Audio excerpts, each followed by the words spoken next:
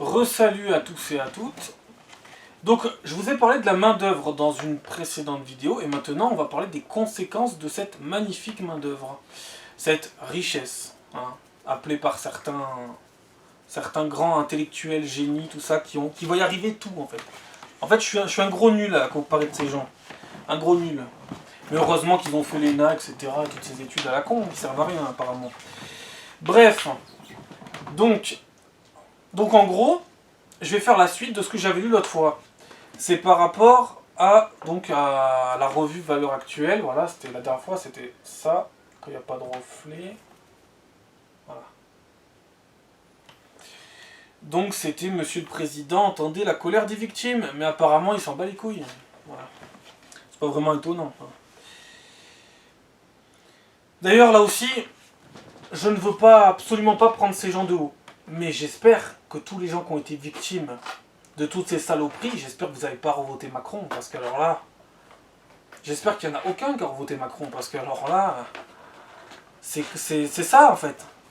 C'est ça, il a créé les conséquences de ce merdier. Donc c'est parti. On va lire les conséquences de la main-d'œuvre, de la richesse, de l'enrichissement, du privilège, etc. Allez, c'est parti. Fabien L'Herbier, une famille détruite pour un mauvais regard. Voilà.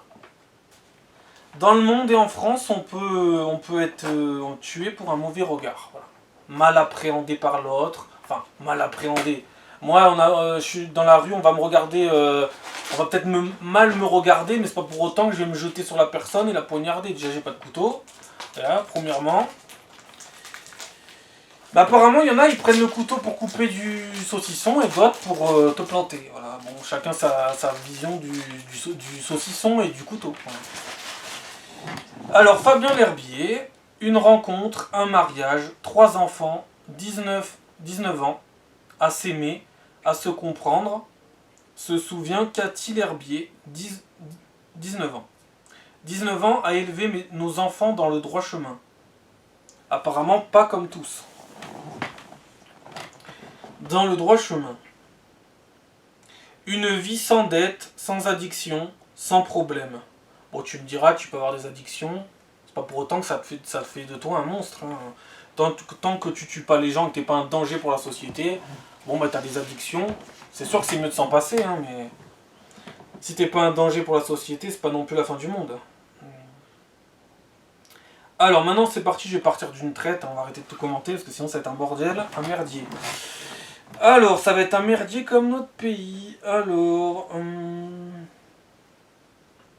Sans addiction, sans problème. Fabien sillonne les chantiers de la région comme grutier.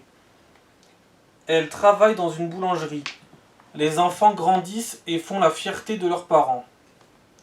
Le 28 mai 2015, leur vie vole en éclats.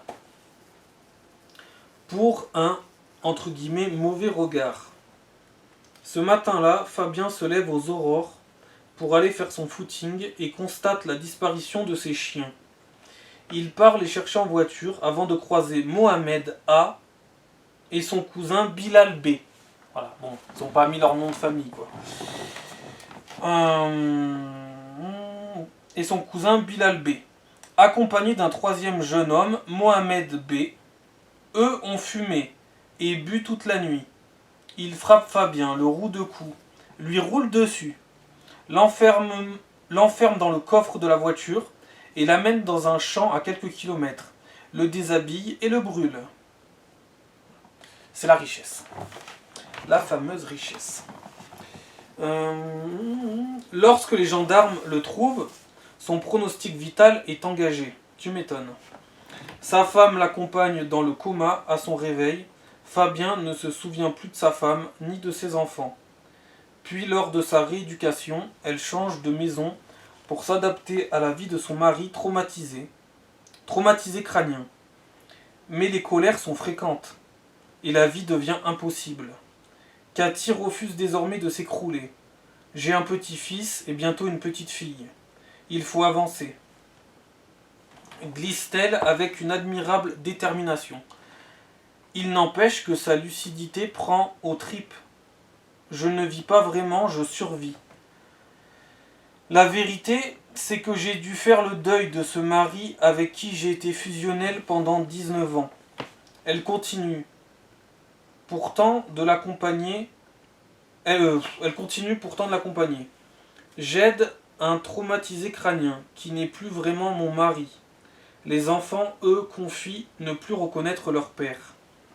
Le procès a été une gifle de plus. Quand j'ai appris leur sentence, j'ai fondu en larmes. Eux riaient dans le box, raconte Cathy. Eh oui, petit commentaire, c'est la France de Macron, ça. Eh oui, on protège les dangers et on punit les victimes, c'est ça. Donc voilà, eux riaient dans le box, raconte Cathy. Vendredi 12 mars dernier, le verdict est tombé. Mohamed A, 20 ans de réclusion, Bilal B, 15 ans de prison, et Mohamed B, celui qui avait dénoncé les faits et maintenu sa version depuis novembre 2015, 5 ans de prison, dont 4 avec sursis. Waouh, quelle peine, putain. Quelle dureté, oh là là. Des peines forcément dérisoires pour une famille dévastée. À la sortie de l'audience, l'un des enfants a confié à un avocat de la famille « Ça ne coûte pas cher de bousiller un mec ». Ce dernier, monsieur Loïc Bussy, se souvient que pouvais-je lui répondre? Avec remise et aménagement de peine, qui peut imaginer la suite? Et pourtant, la haine ne fait plus partie des émotions de Cathy L'Herbier. Ils ont tout détruit. Si je continue à penser à eux, je risque le suicide. Je les ai sortis de ma vie. Ce que j'éprouve encore, c'est de la colère à l'égard des institutions. Le chef de bande avait 9 condamnations. Quand il a massacré Fabien, il aurait dû être en prison. Voilà. C'est toujours pareil. La France de Macron, c'est ça. Voilà. Ils sont tous en liberté. Je ne sais pas pourquoi, mais ils sont tous en liberté. Voilà. C'est désespérant, mais bon. Apparemment, les gens ont préféré revoter pour un con.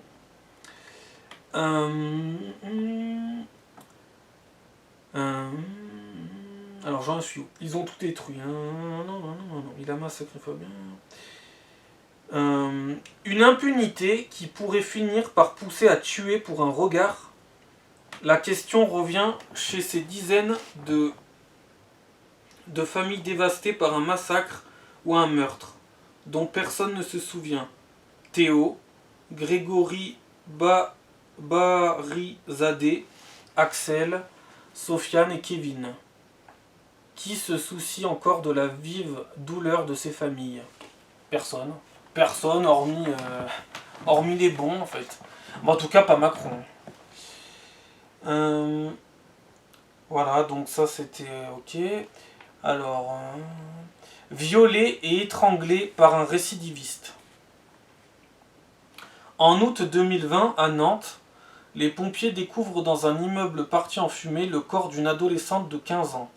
On ne connaît pas son nom, mais son calvaire. La jeune femme a été sauvagement étranglée et violée. Les traces d'ADN permettent d'identifier l'auteur, connu des services de police. En 2005, âgé d'une quarantaine d'années, il avait été condamné à 18 ans de prison pour viol et tentative de viol. Sur 12 femmes. Et il est ressorti. Ça rend fou. Sur 18 années, le violeur en a passé à peine 11 derrière les barreaux. Comment un homme jugé pour un crime d'une telle gravité peut-il sortir plus tôt? L'affaire est malheureusement un cas d'école. Interrogé, le parquet de Nantes affirme que ce dernier suivait l'ensemble des obligations mises à sa charge dans le cadre de son suivi socio-judiciaire, et qu'aucun élément ne pouvait remettre en cause sa sortie prématurée en 2016. Une défense récemment adoptée par le parquet de Lyon pour se justifier sur le cas d'Anne-Lise, violée en octobre dernier par un récidiviste, libéré pendant le premier confinement. Oui. Et oui, parce qu'il fallait faire de la place aussi dans les prisons, il fallait libérer les tarés.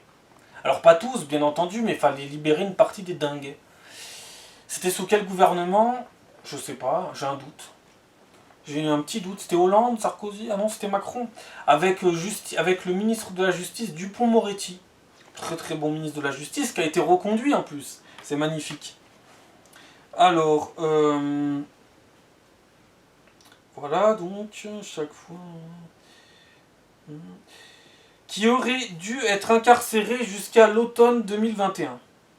Chaque fois, le processus se serait déroulé normalement. Et c'est bien là le problème. En France, tous les détenus, à l'exception des condamnés pour terrorisme, heureusement d'ailleurs, ont le droit au crédit de réduction de peine CRP, une remise calculée lors de l'entrée d'un condamné dans le système carcéral et qui s'amplifie tout au long du séjour en prison. Le CRP est accordé à tous, même aux récidivistes. Depuis la loi Taubira de 2015, automatiquement, pour favoriser le bon comportement dans les faits, un condamné n'effectue donc jamais la peine prononcée lors du procès. Alors, vous m'expliquerez à quoi ça sert de donner cette peine.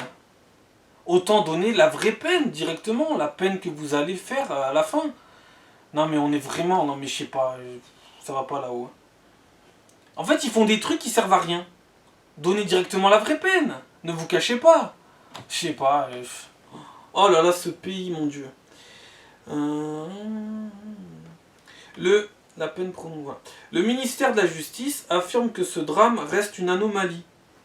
Les cas de récidive sont pourtant en hausse ces 10 dernières années. Ah, tu m'étonnes. Alors qu'il s'élevait à 5,7 en 2012. Le taux de récidive était estimé à plus de 9% en 2018.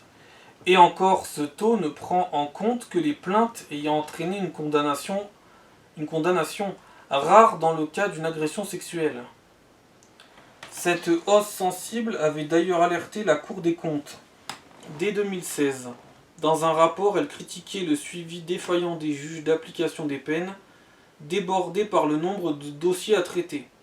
Bah oui, parce que plus il y aura de monde en France, plus il y aura de dossiers à traiter, vu que la plupart sont directement liés à des affaires. On a déjà assez d'affaires en France, mais il faut toujours qu'on en rajoute avec les affaires des étrangers en plus. Tu vois, c'est... Voilà, donc, débordé. Ainsi que le manque de coordination entre ces derniers et les conseillers d'insertion et de probation. Elle pointait du doigt les évaluations parfois défaillantes ou des réinsertions mal adaptées aux individus.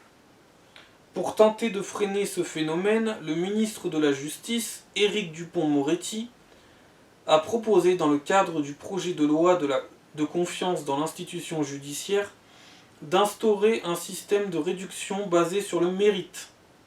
Ben voyons. Sans remettre en cause le principe même de la remise de peine pour les individus condamnés.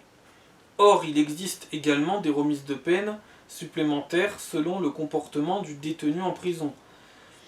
À quoi s'ajoutent des aménagements de peine, un bracelet électronique plutôt qu'un enfermement, un contrôle judiciaire strict plutôt que de la prison, avec un risque de nouvelles victimes. En 2011, l'État était condamné pour négligence fautive assimilable à une faute lourde. Dans l'affaire Agnès Marin, violée par un jeune homme qui disposait de lourds antécédents, quelle leçon en a-t-on tiré? C'était il y a 10 ans, et la réinsertion des coupables semble toujours primer sur la protection des citoyens. Voilà. C'est la France de Macron. Alors, maintenant, l'appel de Véronique Monguillot. Donc ça, normalement, c'est la femme du chauffeur de bus qui s'est fait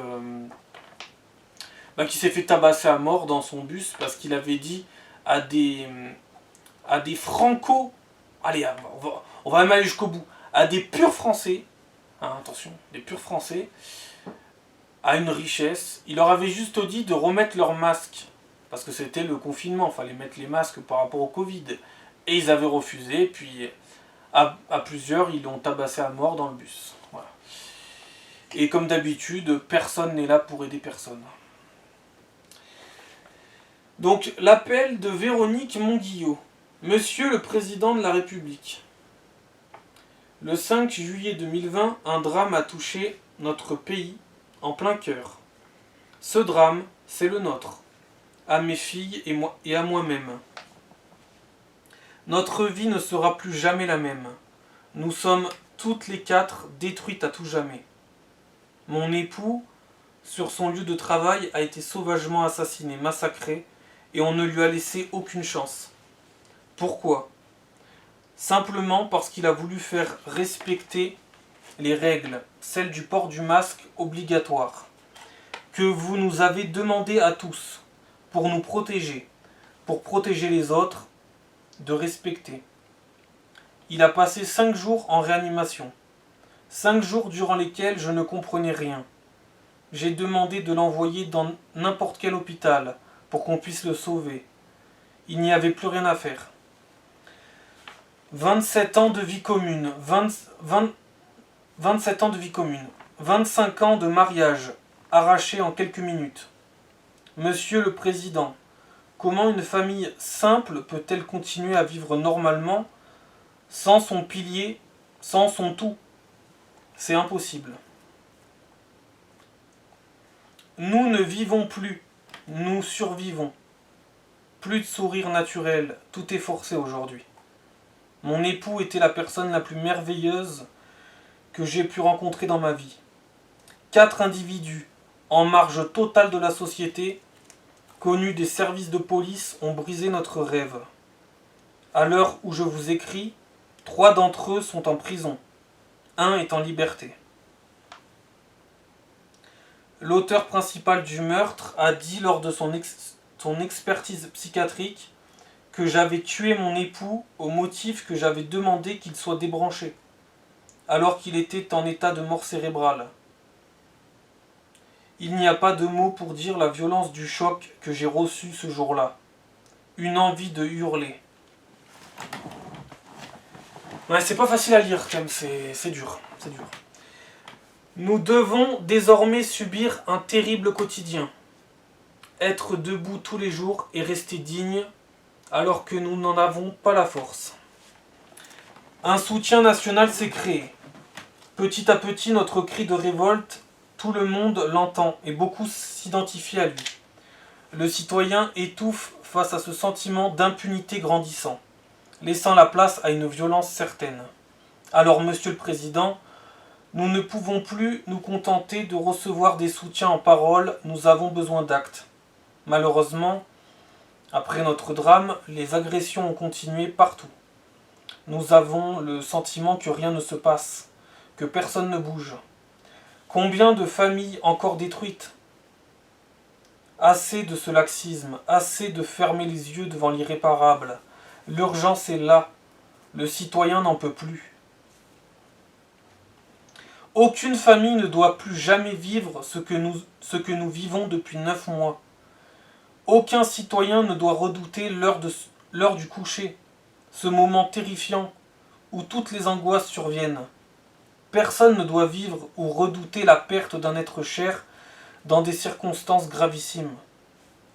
Il faut une justice ferme, il faut que le citoyen retrouve le sourire, qu'il retrouve une vie normale, qu'il se sente protégé, épaulé de toute urgence par notre gouvernement. Pourquoi ce silence de la classe politique ? Pourquoi ce mépris face aux citoyens ? Pourquoi laissez-vous notre pays sombrer dans la violence gratuite conduisant à la destruction ? Redonnez à notre pays ses valeurs perdues. Liberté, égalité, fraternité. Il ne faut surtout pas qu'il y ait d'autres familles Monguillot. Voilà. Et pourtant, depuis, il y en a eu encore des tas. Et je pense que plein de gens, avant d'être victimes de ça, ont voté Macron, ou ont voté Pécresse, ont voté Mélenchon, enfin... Voilà, moi je ne veux pas rester insensible à une lettre pareille, mais apparemment le président de la République s'en bat la race, lui. Voilà. On est dans un monde de tarés, je vous dis. et on fait passer des tarés. Ben pourquoi le silence? Pourquoi ce mépris? Pourquoi laissez-vous notre pays sombrer dans la violence gratuite conduisant à la destruction? Parce qu'il veut la destruction. Je sais pas, voilà. Parce qu'il veut clairement la destruction de notre pays. Il veut nous déconstruire. Il s'en fout totalement. Il s'en tape. Ça l'empêche pas de dormir. Hein. S'il y a peut-être un truc qui l'empêchera de dormir, c'est de mettre fin à son projet d'Afrique. Voilà. Sinon, il n'y a rien qui l'empêche de dormir. Le réchauffement climatique ne l'empêchera pas de dormir. Alors, c'est pas un petit Français de temps en temps qui se fait assassiner par la richesse qui va l'empêcher de dormir. Voilà. Un jour, peut-être que vous serez les prochains sur la liste. Non, parce que ça n'arrive pas qu'aux autres. Ça arrive aussi à tout le monde, en fait. On est tous sur cette terre. Ce monde qui part en couille parce qu'on fait n'importe quoi et qu'on laisse se faire de la merde, hein, clairement. Et qu'on a réélu de la merde. Moi, je pense pas que cette famille... Alors, si cette famille... Alors, j'ai énormément de respect pour eux. Hein, j'ai absolument... Faut pas voir du mal dans ce que je vais dire. Hein. Mais j'espère qu'ils n'avaient pas voté Macron il y a 5 ans en arrière. Parce que... Certes, ils ne méritaient pas qu'il leur arrive un truc pareil. En votant Macron, même s'ils avaient voté Macron, il fallait pas qu'il arrive un truc pareil. Ça devrait jamais arriver des trucs comme ça. Mais ils ont subi leur vote. C'est triste à dire. Mais d'une certaine manière, c'est ça. Et les prochains, les gens là, il y en a tous les jours hein, en France. Tous les jours, il y en a. Et ben ils subissent leur vote. Alors peut-être pas tous, hein, peut-être qu'eux, ils votaient pas Macron. Mais tous ceux qui votent Macron, un jour, seront touchés, de près ou de loin, par ça. Eh ben, faudra pas se plaindre. Si vous avez voté Macron, faudra pas se plaindre. Vous avez voté pour votre destruction. Voilà. Après, c'est sûr, quand tu votes pas Macron et que tu es touché par ça, alors que tu avais compris qu'il y a un grave problème dans ce pays, oui, ça rend fou. Oui, clairement.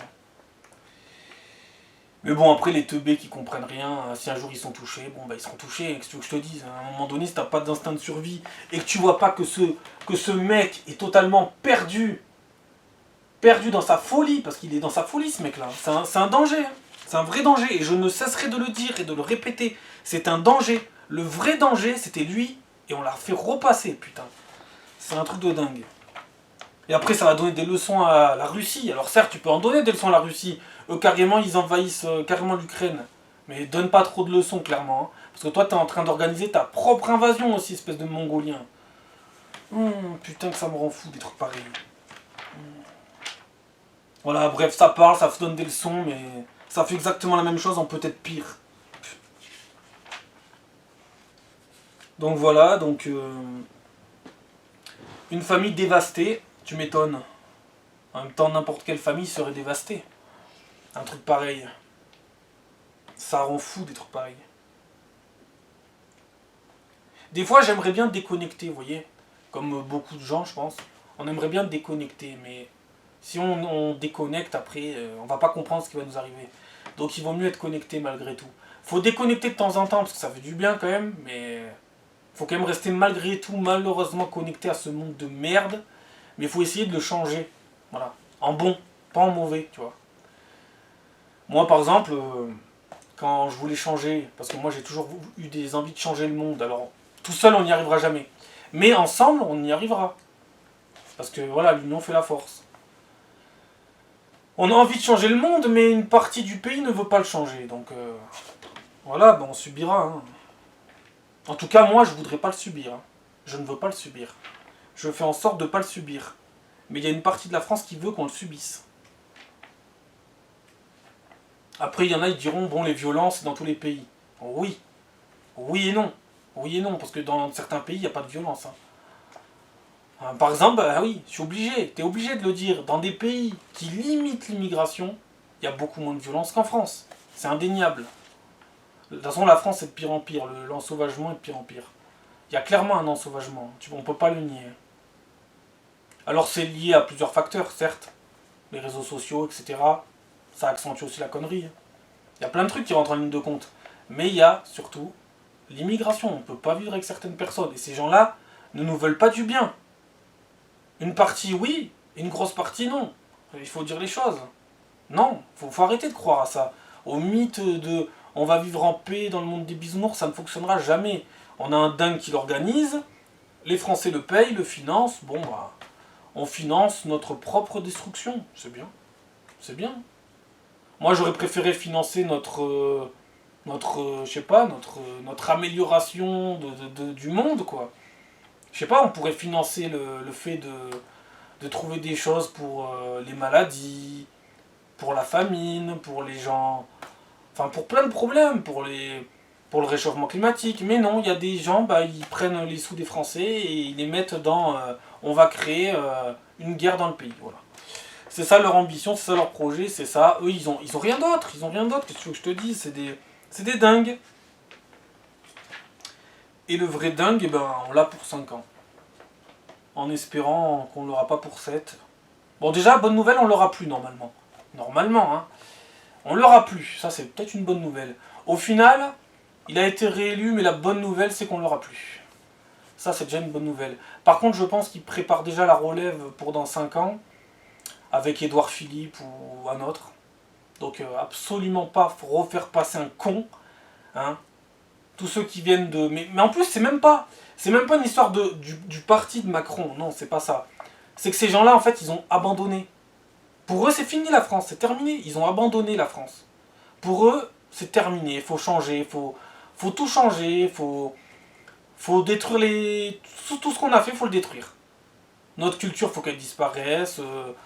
Par exemple, là, aujourd'hui, là, je fais cette vidéo, c'est la fête des mères, aujourd'hui. Et ben, en ce moment, ils sont en train de dire qu'il faut qu'on enlève la fête des mères. Ça gêne en quoi qu'on fasse perdurer la fête des mères? Moi, j'aimerais qu'on arrête la fête des merdes. Mais ça, apparemment, on veut pas. Voilà. Enfin, c'est la culture woke, là, je sais pas quoi, là. C'est encore un mot qui est sorti de nulle part. Putain, on sait même pas d'où ça sort, ce truc de merde. De toute façon, ils s'emmerdent tellement qu'il faut qu'ils sortent des conneries. Donc, maintenant, il faut enlever la fête des mères. C'est pas la priorité, hein, clairement pas. Et honnêtement, ça embête qui, la fête des mères? Mais moi, je vois des trucs hallucinants. L'autre fois, je voyais un débat... Mais c'est sérieux, hein. Il y avait un débat, c'était faut-il faire plus de passages piétons pour les canards?